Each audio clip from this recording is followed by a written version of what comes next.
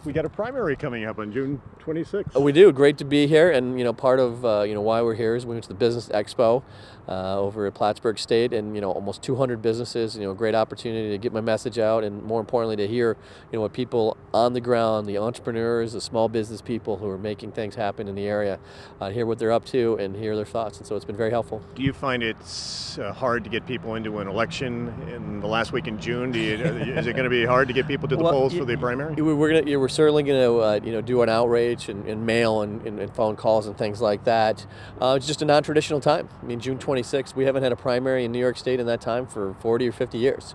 So people aren't used to it. And we're just going to make sure that people know there is a Republican primary, and we appreciate the opportunity to go on your station here and to let them know that they should get out and vote, and certainly for my race and also for the United States Senate primary. And you're pretty confident about your race. Look, we don't take anything for granted. I mean, that's why I'm still working 7 days a week, 18 hours a day, and making sure we get our message out. And certainly we have to be focused on, in this case, the Republican primary. I've been fortunate. I have the independents as well as the conservative lines, to make sure that we, for the first time, right, since John McHugh retired, that we'll have one candidate from the right. Not fractured, no multi-party candidates, one person who's the Republican, conservative, independence line, to give voters a clear and very meaningful choice. You do have the one Republican challenging you in the primary. How do you distinguish yourself between Kelly Green? Well, I mean, I think I obviously have the opportunity to win. And, we came up, razors thin, less than 1% last time, 1,900 votes.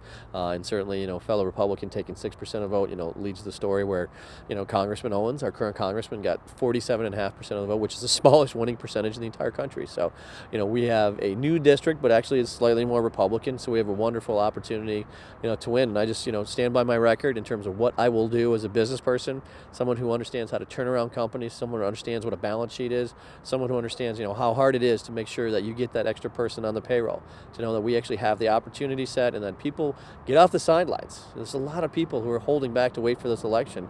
Get people out there in the economy and growing this economy to create more employment right here in Plattsburgh and all over the North Country. Kelly Green challenged you to a debate this past week. You've accepted. Well, absolutely. We accepted right there on the spot, and we look forward to it. I don't know what the dynamics or details are going to be, so hopefully we can work through that in a short time. But no, we look forward to the opportunity to get our message out. And that's what we look at. It's our opportunity to, however large a group of people that will watch the debate and be part of that, to know that what my message is and understand what we need for growth, jobs, and get this economy going again in the North Country. The challenge you have is you have a whole new section of territory that you're campaigning in, and you're meeting people for the first time. You were before the Tea Party down in Washington County, I think, before Memorial Day, and part of the challenge for you is that you're not only running against Bill Owens, in some cases you're running against the incumbent in that district now, in the 20th district, where they're bringing up the voting record of Chris Gibson. Sure, but that's a positive. That's it was 40% of this district is new, like you're going at, and that's a great challenge and opportunity. I mean, the challenge is that they might not know Bill Owens and they don't know me, but the great opportunity is that Bill Owens is not the incumbent there, and so certainly in people like Chris Gibson, who's a good friend, he's well thought of there. So I mean, maybe not 100% like some of the reports you saw, but we've been there many times. From Republicans to touring businesses to Tea Party groups, to independent folks, and to basically, corral, again, all those types of thought to get into one candidate where you can have a clear choice between myself, and Bill Owens and all those issues. So, it's a great opportunity, whether it's Fulton or Saratoga or Warren or Washington counties that are, fundamentally new to this district, and to go out and be known. But also, it's a great opportunity because, my opponent's not known there as well.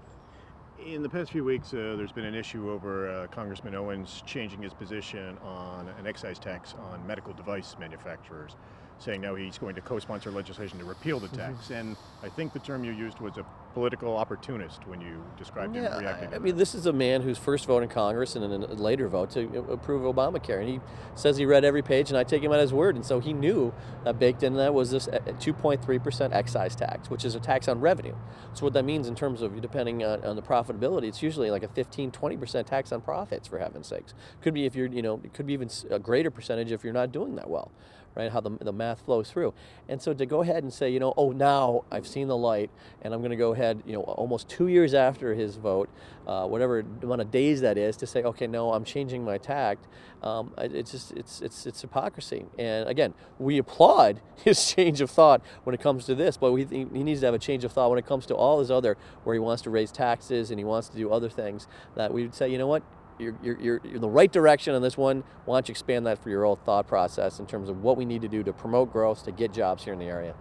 What else is on your mind? We just appreciate, again, June 26th, non-traditional time for people to have a primary, both for the House and for the United States Senate. Just want to make sure that Republicans come out and vote at their usual polling spots on June 26th to make sure that we have a turnout. The presidential primary turnout was about 6.4% in this district. It's pretty small. I think traditionally in New York it's been maybe 7%. I mean, that's a small amount Small of people. amount of people, and so we just want to make sure that, again, it's your right and duty as a citizen to get out there and vote, to make sure you do that. So, but it's been great, seeing businesses like we do today and all over the district. Again, 40% is new, to make sure that our message is getting out there and touching and meeting as many people as we can here as we get out. We still have 5 months to go, but we will definitely be active, and we have a great opportunity to win. And you hope with the Republican primary win, if you get that, then you'll have the 3 endorsements that you haven't had before. We haven't had that. That's been the secret in terms of what happened in 2009 and 2010, where you have the Republican as well as the conservative independence line. So all the 3 right of center lines united behind one person, a clear choice. And in this case, our third party candidate's a Green candidate. And so that will be unique, and we'll see how that plays out over the next 5 months as well. So looking forward to the opportunity to have a one-on-one debate, one-on-one discussion, and really a one-on-one choice between myself and our current congressman as we go forward in the next 5 months.